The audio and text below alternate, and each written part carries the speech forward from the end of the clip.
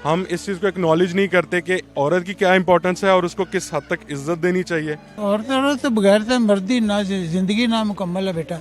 आपकी बहन के राइट्स हैं, आपकी बेटी के राइट्स हैं। सारे राइट्स पूरे किसने करने हैं? एक मर्द नहीं करने। दोनों लाजिम व मलजूम हैं, दोनों अहम हैं और दोनों के ही दम से यह दुनिया है। अकेले कुछ भी नहीं हो सकता। जैसे एक हाथ की 5 उंगलियां बराबर नहीं होती, इस तरह सब मर्द भी बराबर नहीं होते। अस्सलाम वालेकुम नाज़रीन, कैपिटल टीवी के साथ मैं हूं आपका मेज़बान मेहरान हसन। नाज़रीन, आज हम लाहौर की एक मार्केट में मौजूद है और हमारे मुआशरे में ये देखा जाता है कि औरत को बहुत कमतर समझा जाता है और मर्द को बहुत ज़्यादा कोई फजीलत दी जाती है। मेल डोमिनेटिंग सोसाइटी है, तो इस हवाले से हम यहाँ पे आए लोगों से जानेंगे कि एक मुआशरे के अंदर औरत का क्या किरदार होता है और मर्द का क्या किरदार होता है। आइए तो आवाम से जानते हैं इस हवाले से कि उनकी इस पर क्या राय है। अस्सलाम वालेकुम। जी वालेकुम सलाम। सर, आपका नाम? जैन। अच्छा जैन भाई, हमारे मुआशरे में मर्द और औरत के हवाले से उनके जो हकूक़ हैं थोड़ी सी तफरीक समझी जाती है, इस हवाले से आप क्या कहेंगे? देखें, जेंडर इनइक्वालिटी तो है हमारे माशरे में, इट्स एन इशू, इसको एक्नॉलेज करना पड़ेगा और इस चीज़ के ऊपर काम होने की भी ज़रूरत है। लेकिन अगर इस चीज़ को मिसयूज़ करें, लाइक हम देखते हैं कई जगह पे वुमेन कार्ड खेला जाता है, किसी जगह पे लोग मर्द इस चीज़ को एडवांटेज लेते हैं कि ठीक है they are dominant in society, तो उसकी वजह से इम्बैलेंस होता है। ठीक है, तो ये सिर्फ और सिर्फ इस वजह से कि हम जो लोग हैं, हम लोगों को अवेयरनेस नहीं है इस चीज़ पे।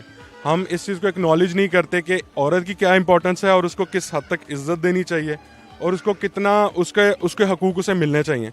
और इसी तरह मर्दों में भी ये है कि जब कुछ औरतें, जिस तरह अब ये पिछले दिनों मेरा जिस्म मेरी मर्जी है, उस चीज़ को वो लोग एक ढाल बना के कह लें कि मिसयूज़ करते हैं मर्दों के ख़िलाफ़ कि हर औरत वो जो उस मतलब मर्दों को कहते हैं कि जी men's are dog. There are some people I heard like they were saying कि मेंस आर डॉग।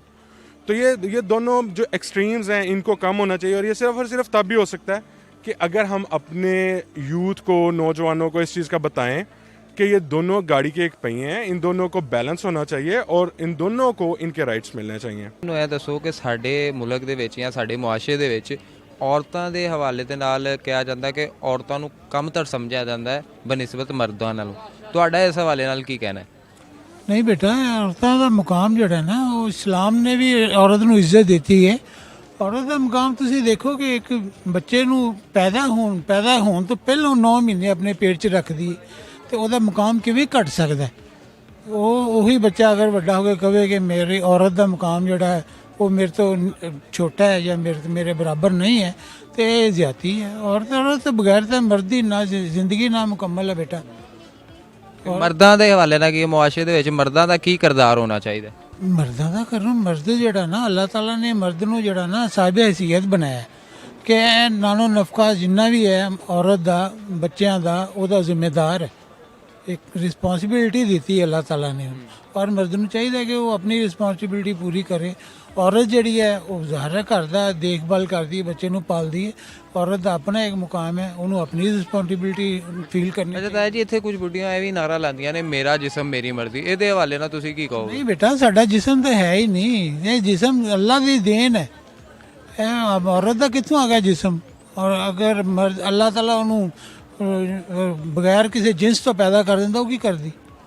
ਇਹ ਉਹਦਾ ਆਪਣਾ ਜਿਸਮ ਨਹੀਂ। ਅੱਲਾ ਨੇ ਜ਼ਰੂਰ ਸਾਨੂੰ ਜਿਸਮ ਦਿੱਤਾ ਹੈ, ਲੇਕਿਨ ਇਹਦੇ ਵਾਸਤੇ ਕੁਝ ਪਾਬੰਦੀਆਂ ਹੈ, ਅਸੀਂ ਆਪਣੀ ਮਰਜ਼ੀ ਨਹੀਂ ਕਰ ਸਕਦੇ। ਅੱਲਾ ਨੇ ਇਹਦੇ ਵਾਸਤੇ ਕਿ ਪਾਬੰਦੀਆਂ ਲਗਾਈਆਂ, ਉਹਨਾਂ 'ਤੇ ਸਾਨੂੰ ਬਹਿਰਹਾਲ, ਅਗਰ ਮੁਸਲਮਾਨ ਅਸੀਂ, ਸਾਡਾ ਈਮਾਨ ਹੈ ਕਿ ਅਸੀਂ ਮੁਸਲਮਾਨ ਹੈ ਔਰ ਅੱਲਾ ਕੋਲ ਵਾਪਸ ਜਾਣਾ ਹੈ ਔਰ ਅਸੀਂ ਇਹਦਾ ਹਿਸਾਬ ਕਿਤਾਬ ਦੇਣਾ ਹੈ, तो फिर सानू अपनी मर्जी नहीं, फिर सानू अल्लाह की मर्जी से चलना पड़ेगा। अच्छा मैम, हम ये जानना चाह रहे हैं कि जो हमारा मुआशरा है ये तो मेल डोमिनेटिंग मुआशरा है, लेकिन इसमें औरत का कितना ज़्यादा किरदार होता है? औरत का मुआशरे में होना ज़रूरी है? सो मेल डोमिनेटिंग मुआशरा का मतलब यही है कि इसमें दो सोसाइटी साथ साथ रह रही हैं। डोमिनेट वो कर ही किस पे रहा है? औरत के ऊपर ही डोमिनेट कर रहा है। और ये जो इम्पोर्टेंस है दुनिया में औरत की, वो तो इस्लाम में बहुत ज़्यादा है। आपकी माँ का दर्जा बहुत बुलंद है, आपकी वाइफ के राइट्स हैं, आपकी बहन के राइट्स हैं, आपकी बेटी के राइट्स हैं। और ये सारे राइट्स पूरे किसने करने हैं? एक मर्द नहीं करने।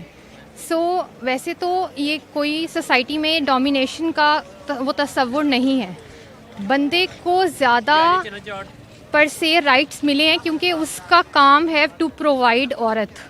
तो औरत इन्फीरियर नहीं है, वो डिपेंडेंसी में इस तरह कह सकते हैं कि वो आ रही है मर्द के ऊपर, लेकिन औरत का एक अपना मकाम है। इन दोनों को कंपेयर मेरा नहीं ख्याल कि आप इसका मतलब ये जो एक नारा होता है मेरा जिस्म मेरी मर्जी, इस नारे के हवाले से, स्लोगन के हवाले से आप क्या कहती हैं?